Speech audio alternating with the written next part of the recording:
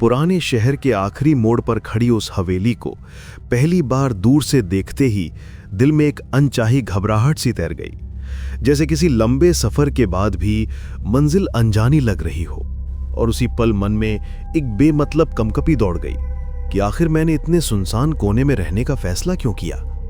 हालांकि सच यह है कि मैं साकिर हमेशा से उन जगहों की ओर खिंचता रहा हूं जहां लोगों की नजरें ठहर कर डर जाती हैं, और शायद इसी जिज्ञासा ने मुझे इस हवेली तक ला फेंका था जिस पर मौसम चाहे जितना बदल जाए, पर उसके बदन की जर्जर दीवारें वैसी ही सूनी रहती जैसे अपने भीतर किसी लंबे राज को दबाए सांस रोके रखी हों। हवेली के बाहर पहुंचते ही हवा में एक अजीब सी ठंडक महसूस हुई, जबकि दिन का उजाला अभी पूरी तरह गया भी नहीं था।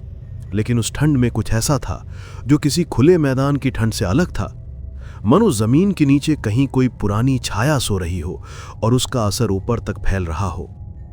मैंने फाटक को हल्का धक्का दिया तो वो अप्रत्याशित रूप से आसानी से खुल गया। हालांकि उसकी चरमराहट एक बूढ़ी आत्मा की कराह जैसी सुनाई दी, और इसी के साथ हवेली के भीतर की पहली सांस ने मेरे मन में बस एक अजीब से भरोसे को भी झकझोर दिया।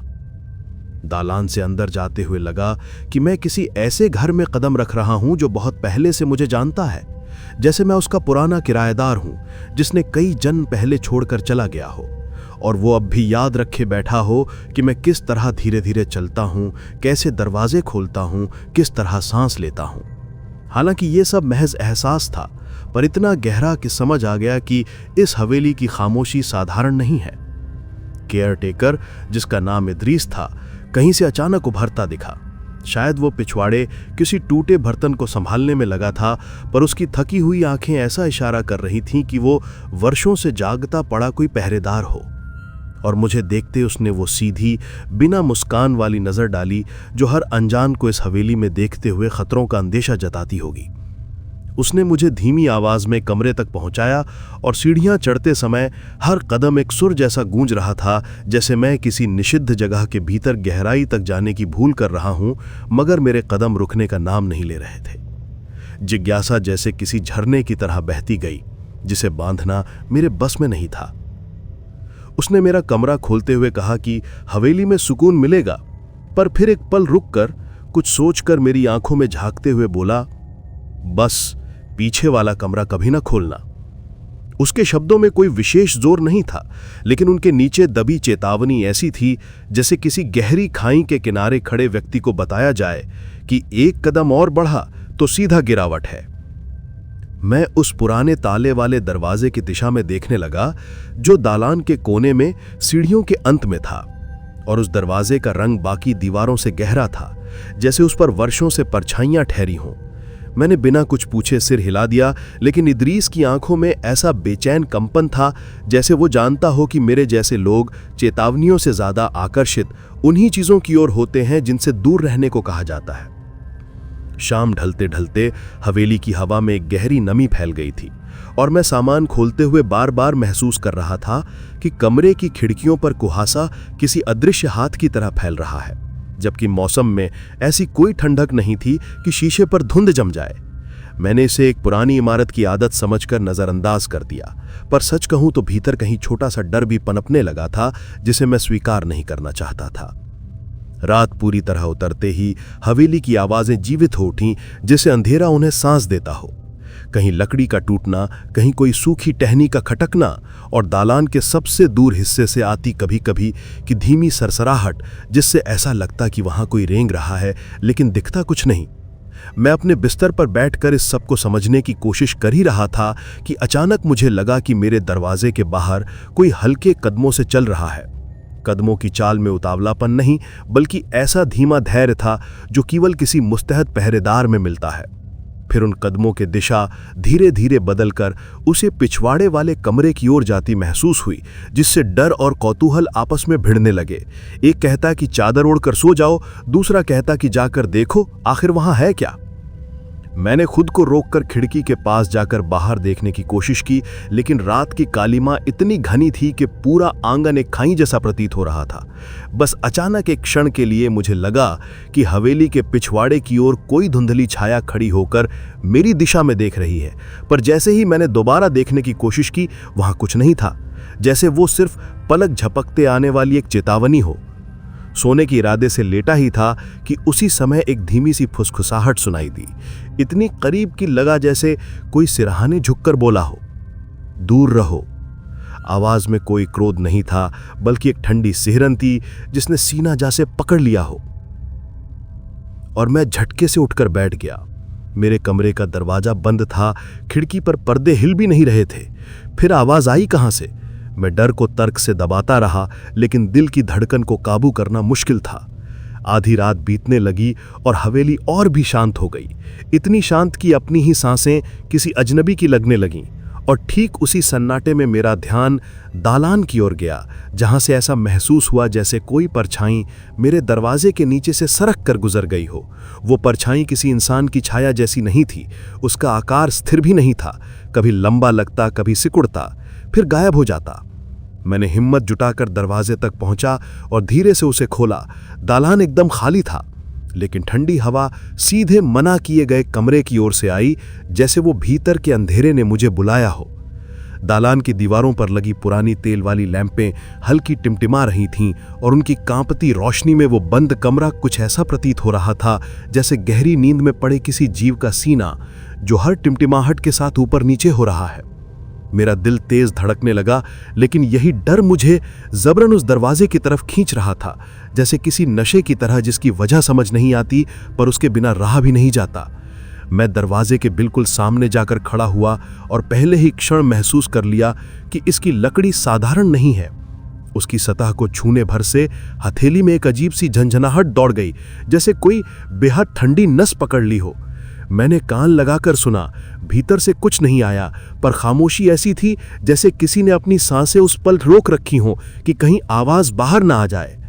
मैं लौटने ही वाला था कि मेरे अंदर कुछ टूटा, जैसे कोई पुराना वादा जिसे निभाने की कोशिश कर रहा था, और उसी टूटन में मेरी उंगलियां ताले पर जा पड़ीं। उसके लोहे पर धूल की परत थी जिसे हटाते ही लगा कि कोई मेरे ऊपर सांस छोड़ गया हो। इतनी ठंडी हवा की पूरा बदन कांप गया।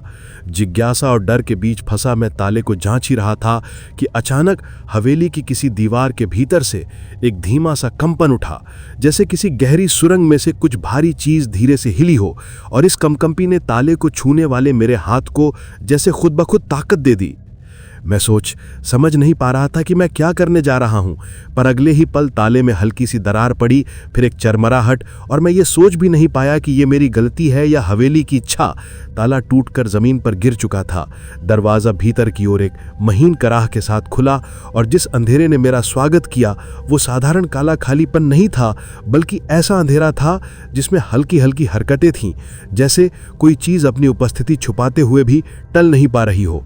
एक पल के लिए लगा कि कमरा बिल्कुल खाली है, लेकिन तभी मैंने महसूस किया कि मेरे पैरों की अपनी परछाई अचानक एक अजीब सी दिशा में फैलती चली गई, जैसे किसी ने उसे पकड़कर दीवारों की ओर खींच लिया हो।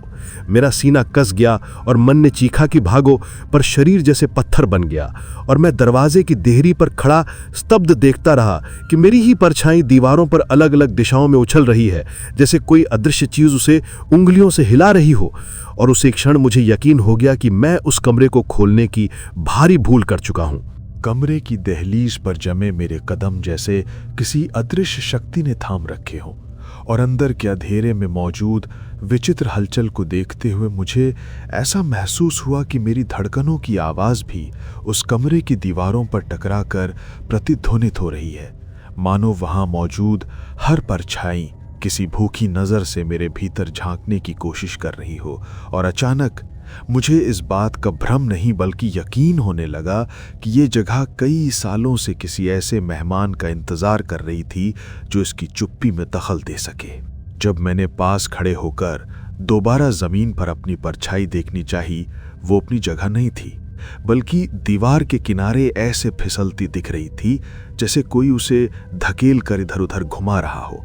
और इस दृश्य ने मुझे भीतर तक जमा दिया, क्योंकि इंसान की परछाई का ऐसी तरह से टूटना और फैलना संभव ही नहीं था जब तक कोई ऐसी चीज मौजूद ना हो जो आंखों से दिखती नहीं। मैं घबराहट में पीछे हटने लगा, लेकिन जैसे ही मैंने बाईं ओर झुककर सांस ली, मुझे साफ महसूस हुआ कि मेरे कंधे के पास कोई वजन बढ़ गया है, जैसे कोई चीज मेरे बहुत करीब झुककर मेरी सांसों को सुन रही हो। और उस स्पर्श में कोई उष्णता नहीं थी, वो बर्फ की चुभन थी, इतनी ठंडी कि रीढ़ की हर नस जैसे पत्थर बन गई। मैंने हिम्मत करके दरवाजे से हटना चाहा, लेकिन कमरे का अंधेरा अपने भीतर से एक अदृश्य फंदा आके बढ़ाता महसूस हुआ, मानो वो चाहता हो कि मैं पूरी तरह उसके बीच में चला जाऊं। कुछ ऐसे जैसे कोई शिकारी शिकार को लुभा कर फंसाता है। जैसे तैसे मैं पीछे की ओर हटकर दालान तक पहुंचा, पर जैसे ही मैंने मुड़कर दूर जाने के लिए कदम बढ़ाए, उस कमरे के भीतर से एक बेहद धीमी खुरचने की आवाज उठी। ऐसी खुरच जो किसी नुकीली उंगली से लकड़ी को चीरने जैसी थी। और वो आवाज मेरे बढ़ते कदमों की समान गति से चलने लगी, मानो वो चीज भी मेरे पीछे पीछे चल रही हो, बिल्कुल उस अंदाज में जैसे कोई अदृश्य साया मेरी चाल को नकल कर रहा हो।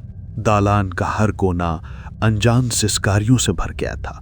लैंप की रोशनी अनियमित रूप से कांपने लगी थी और हवेली के पूरे ढांचे में जैसे कोई पुराना बोझ जाग गया था, जो अपने भीतर कैद चीज को आजाद होते देख घबराहट में कांप रहा था।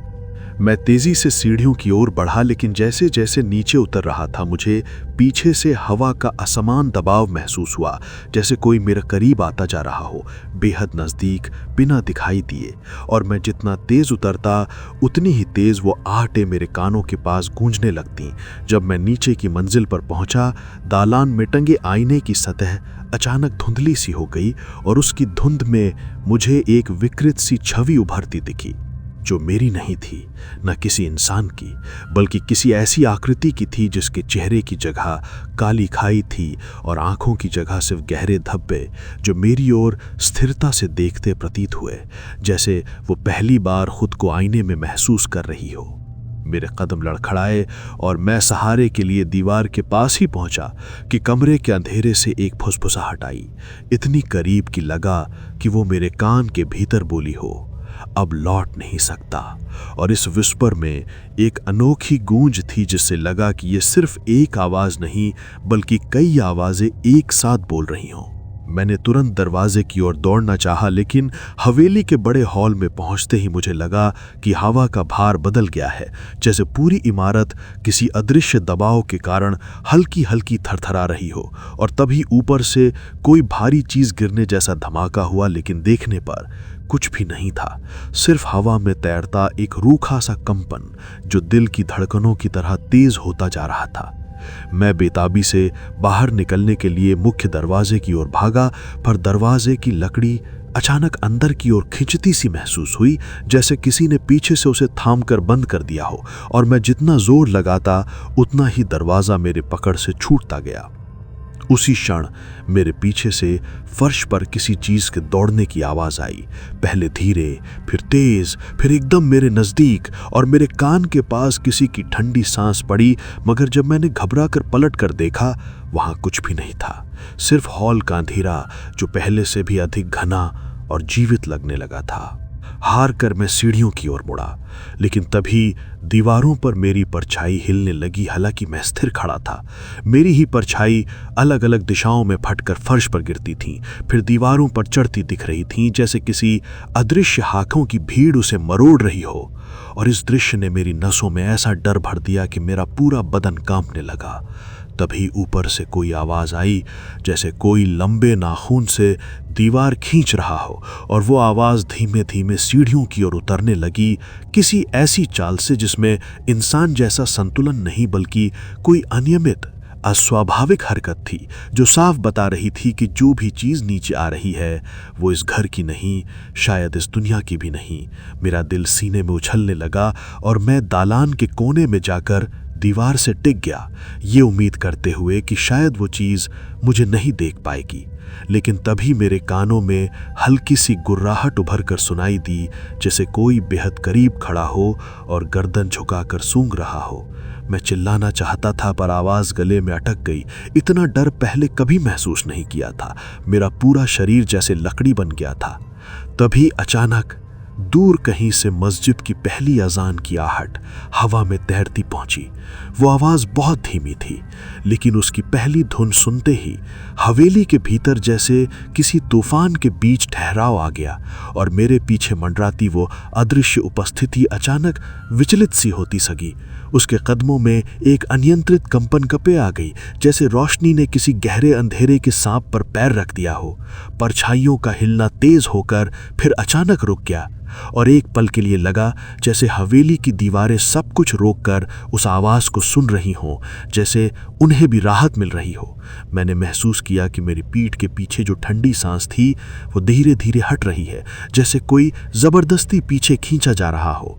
और उसी समय दालान की हवा में एक चीख सी घुली, बहुत धीमी लेकिन इतनी भरी हुई पीड़ा से कि लगता था कि कोई अपनी मजबूरी में आजान की आवाज से दूर खिंच रहा हो।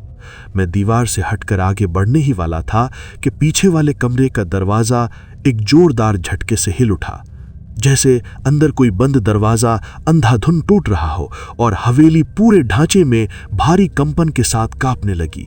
खिड़कियों की कांचियां एक एक करके चरमराकर बजने लगीं। फर्श पर रखा पुराना गमला गिरकर चकनाचूर हो गया और मेरे पैरों के पास कई धूल की परतें ऐसे घूमने लगीं जैसे किसी चक्रवात ने उन्हें उठा लिया हो। आजान की आवाज धीमे धीमे बढ़ती हुई हवा में फैलती चली गई और उसके साथ साथ उस अदृश्य साया की ताकत जैसे कम होती महसूस हुई। वो जो मेरे पीछे पीछे चल रहा था, जो मुझे हर दिशा से घेर रहा था, अब उसकी पकड़ ढीली होने लगी। उसका अस्तित्व हवा में कांपता हुआ टूटने लगा, पर ठीक उसी क्षण मुझे महसूस हुआ कि वो मुझे छोड़ नहीं रहा। वो जाते जाते भी मेरे बिल्कुल पास से गुजरता हुआ जैसे मेरे कानों में कोई अधूरा राज छोड़ गया हो। और उस गुजरने का एहसास ऐसा था जैसे किसी बेहद ठंडी हवा की दीवार से शरीर टकरा जाए। मैं धीरे धीरे हॉल की ओर बढ़ा, अब भी कांपते हुए, लेकिन राहत इस बात की थी कि उस उपस्थिति का दबाव कम हो चुका था। जब मैं फिर से सीढ़ियों की ओर देखने लगा, सब कुछ शांत था, इतना शांत कि लगता था हवेली सो रही है, जैसे कुछ हुआ ही ना हो। लेकिन तभी एक अंतिम अकल्पनीय घटना हुई। पीछे वाले कमरे का दरवाजा जिसे मैंने तोड़ दिया था, अचानक अपने आप क्लिक की आवाज के साथ भीतर से बंद हो गया और उसकी लकड़ी के भीतर से एक बेहद धीमी, लंबी और ठंडी हंसी उभर कर बाहर आई। ऐसी हंसी जो किसी ऐसी चीज की होती है जो तुम्हारे बारे में सब कुछ जानती है और अब भी इंतजार में है।